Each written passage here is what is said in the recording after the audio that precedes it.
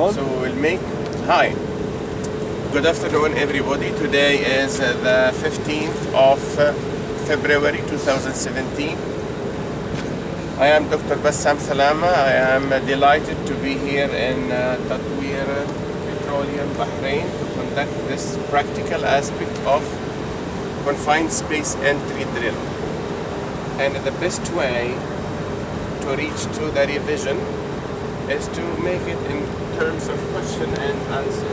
So I will ask each and everybody about the summary of the confined space entry. In a matter of 5 minutes, we will come to a conclusion.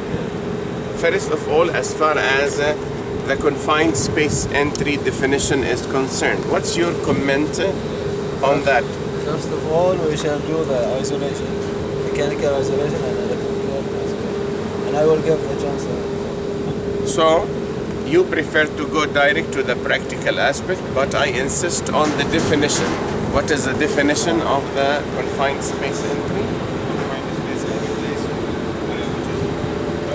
we are not using this one always. Yes. It is not intended for long occupancy. Yes. So, and the access and egress is different. As you see here, you are not comfortable with the access. مرحبا، كيف حالك؟ ايش الخمس خطوات الرئيسية اللي لازم نسويها قبل دخول الحيز المغلق؟ أول حاجة ايش نعمل؟ isolation. نوعين من الايسوليشن، ايش هم؟ ميكانيكال و الكتريكال. اوكي. بعد ما نعمل ايسوليشن نهوي، نعمل ايش؟ فنتنج. بعد المنتج ايش نقيس؟ نقيس الغاز، ال H2S. في 4 أنواع من الغازات بنقيسها. What are the 4 types of gases that we concern؟ يعني الإكسبلوسيف gases، أيوة، وال H2S والكربون مونوكسيد الأكسجين. تمام. When we do measurement of the gas, we do the measurement of the gas at how many levels? 3 levels. 3 levels. Upper zone, middle zone, and lower zone. What should we do in the gas testing apparatus between each attempt? You will take out the rubber hose. Take the rubber hose. What should you do with the apparatus? Compound. Yes. And Reset the apparatus. Okay. What is the lower explosive limit? This is the gas mixture, gas and air ratio mixture, where it is the minimum level it can explosion can occur. It is called the lower explosive. So for the gas detector, when it is written 10%, it means it detects 10% of what? Is our setting. Our setting. Our Yes. setting and proceed for lower explosive. For the lower explosive limit. Which one you will be more happy with? 5% sensitivity or 10%? 5%. Because it detects at 1/20.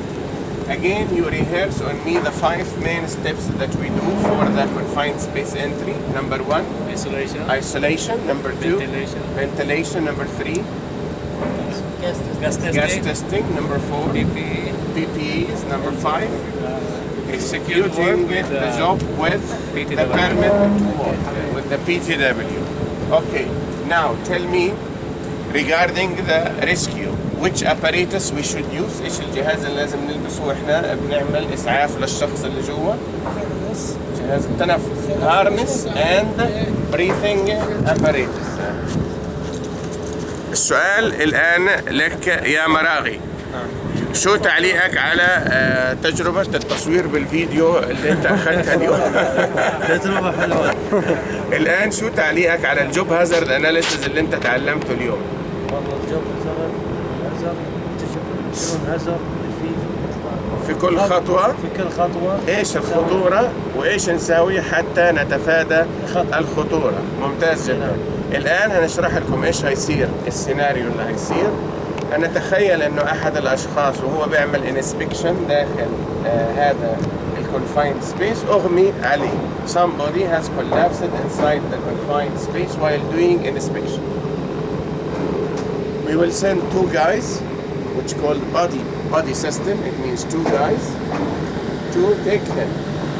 He should wear the safety harness, and we have to hook him up from the lifting point.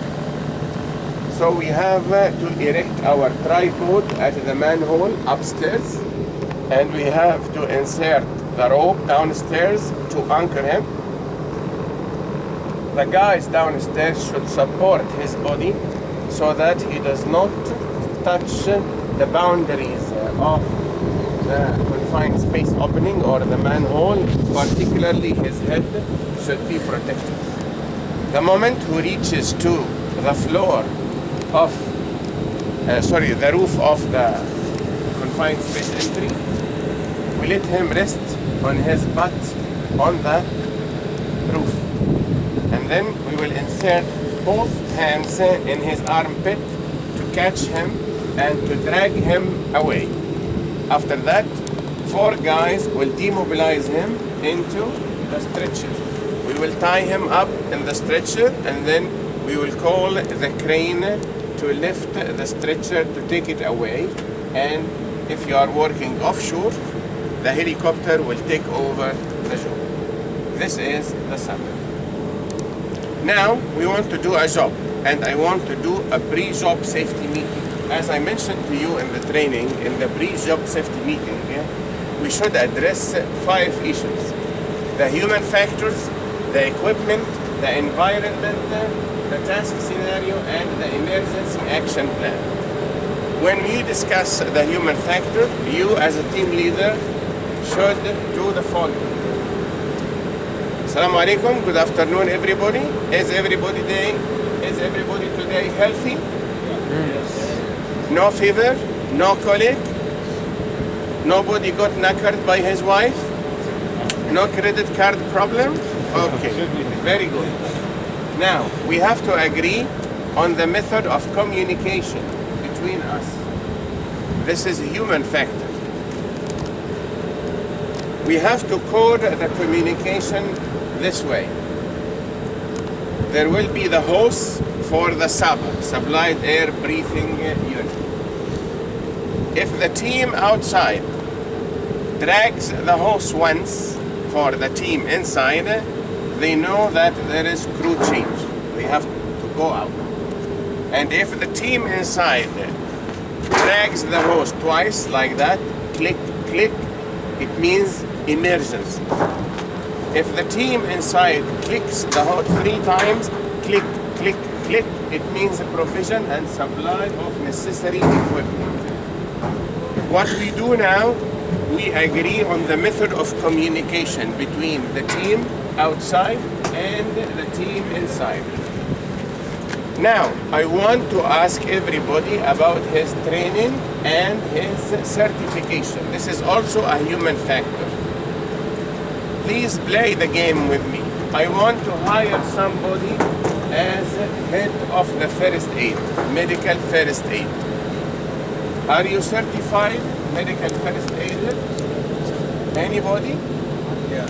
You are certified. What is the validity of your certificate? You don't know.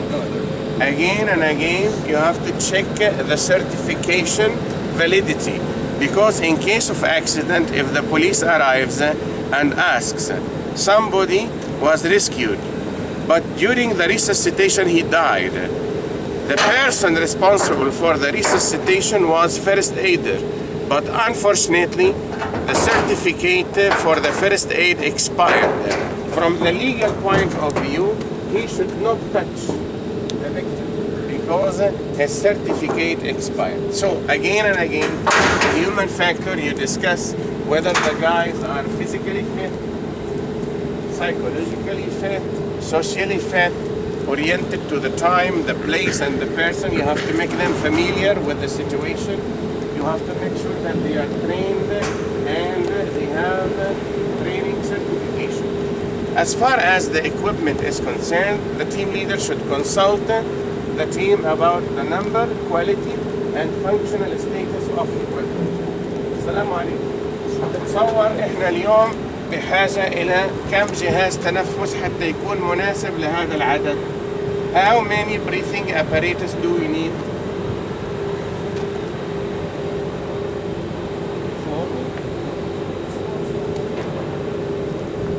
For each person we need one breathing apparatus. But we need more apparatus as a spare, as a backup. This as far as the number. Okay. How many tripod? How many? One? Okay. Well, how many stretchers? One. Okay. Only one casualty. We discussed the number. We have to discuss the quality. Now, how to check that the quality of the breathing apparatus is good? 3 factors should be there. The breathing apparatus should be labeled. The breathing apparatus should be labeled. The breathing apparatus should be checked. And the breathing apparatus should not be expired because there is a validity period for the breathing certificate. So as far as the equipment is concerned, you check the number, you check the quality of the equipment and the functional status. Suppose that we want to do welding inside. What machine do we need for the welding? We need the welding machine. What should you seek for the welding machine? The certificate of third-party testing. We need to make sure that the welding machine is inspected by third party. Suppose that this certificate is there, but unfortunately the grounding cable for the machine is not ready. Do you think we can use it? No. We cannot use it. Here is a good example. The number is okay, the quality is okay, it is certified by third party, but unfortunately the functional status of the equipment is not ready. The functional status, it means the grounding. You have to connect it to the grounding, otherwise you cannot use it for the welding. So we finished now discussing 2 elements, the human factor, the equipment factor, and now we have to go to the environment. What's your impression about the environment inside this container? ايش رأيك في البيئة اللي جوا؟ انت دخلت بنفسك وتفقدت. شو رأيك؟ المكان ضيق، كيف التنفس جوا؟ طبيعي لأنه ما فيش عمليات جوا. لكن لو كان في عمليات وفي هيدروكربونز التنفس مش هيكون طبيعي. Don't expect to have normal breathing in a confined space. What about the roof of the confined space? Do you think this roof is stable? No risk of falling object? Have railing as per the standard was 42 centimeter between first and second. Good. 10 centimeter.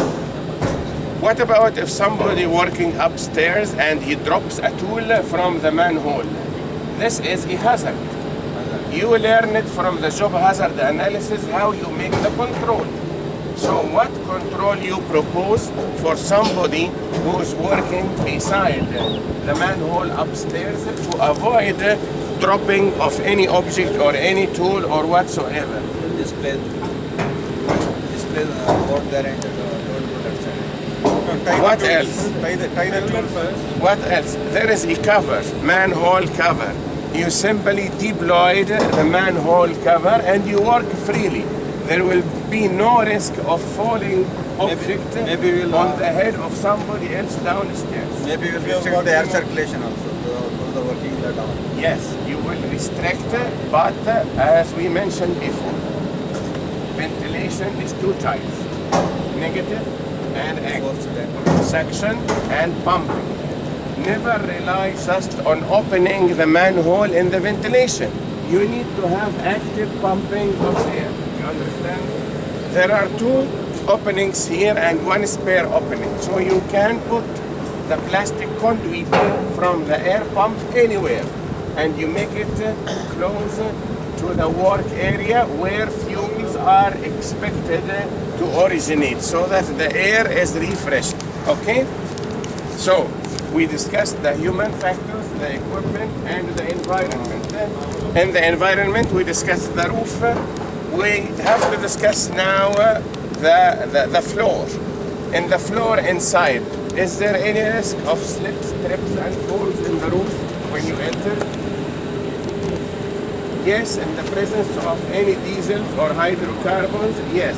What should you do to avoid this type of risk in your job hazard analysis? You should wear proper safety shoes.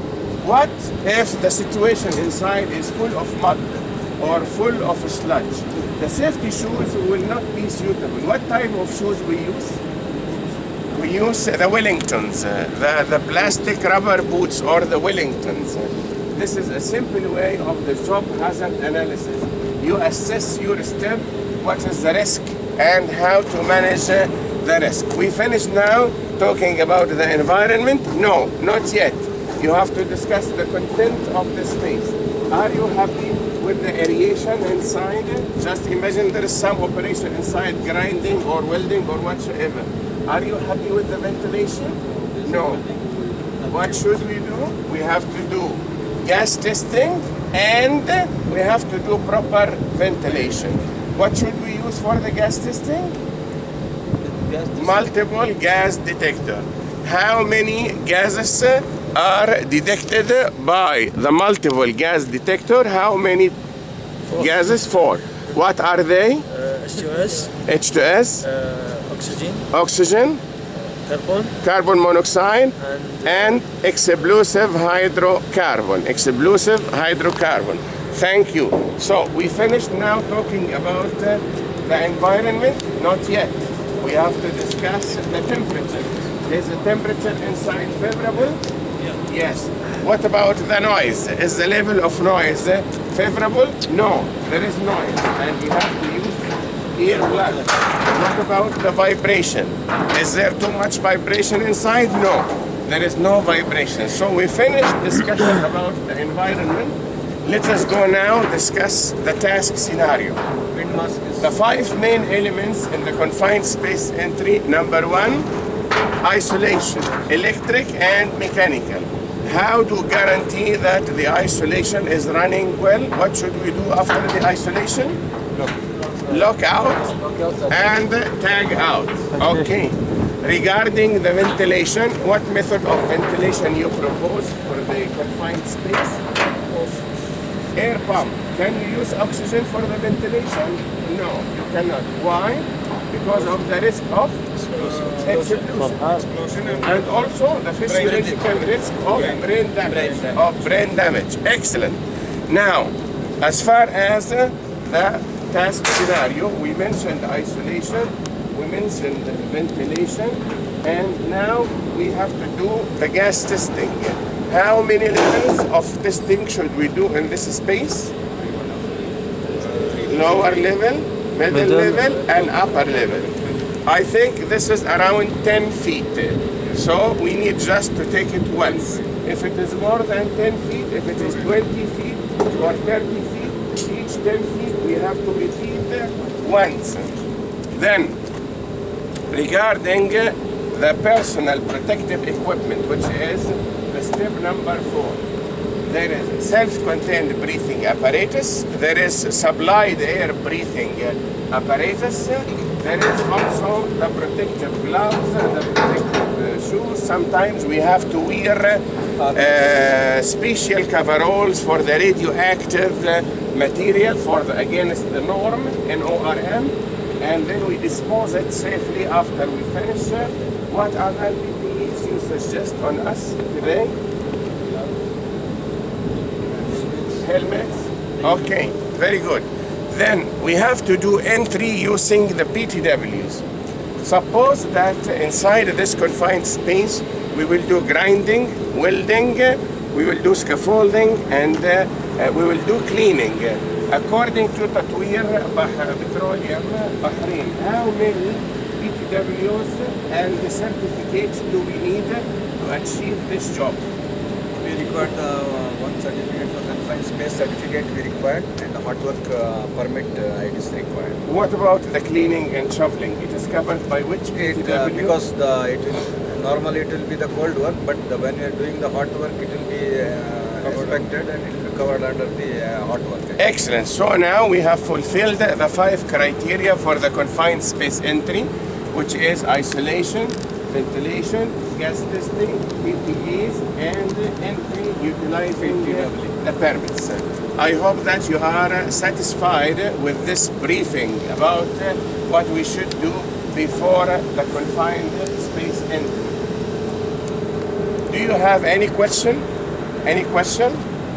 Thank you very much. Wind socks is not.